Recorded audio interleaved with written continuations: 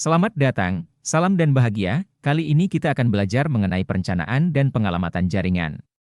Bersama saya, Ambara Wijaya, Guru Produktif Jurusan TKJ, SMK Negeri 1 Manggis. Berikut saya paparkan tujuan pembelajaran antara lain. 1. Menjelaskan konsep pengalamatan IP. 2. Mengklasifikasikan jenis pengalamatan IP. 3. Menentukan cara pengalamatan IP pada jaringan komputer. 4.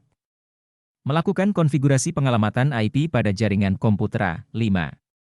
Menguji hasil konfigurasi pengalamatan IP pada jaringan komputer. 6. Membuat laporan pengalamatan IP pada jaringan komputer. Dasar teori. 1.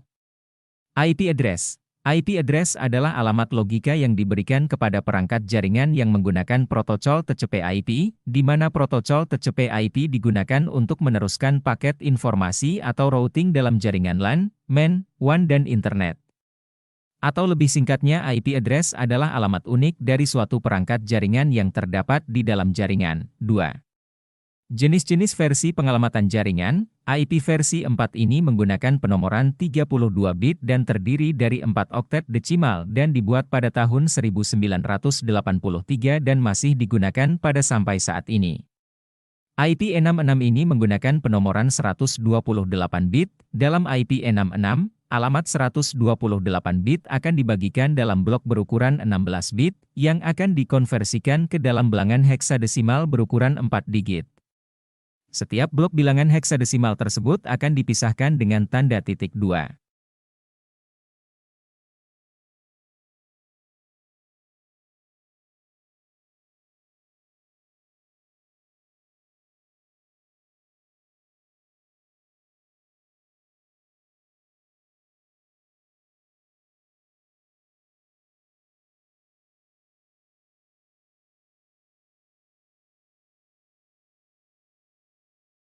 Untuk pembagian IP64, pengalamatan ini dibagi menjadi dua sifat yaitu, IP privat dan IP publik. IP privat hanya bersifat lokal dan tidak bisa digunakan untuk mengakses internet dan penggunaannya bebas.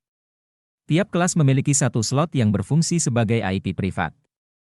Lihat list di bawah ini, kelas A, IP 10.x.x.x, kelas B, IP 172.16.x.x sampai 172.30.x.x.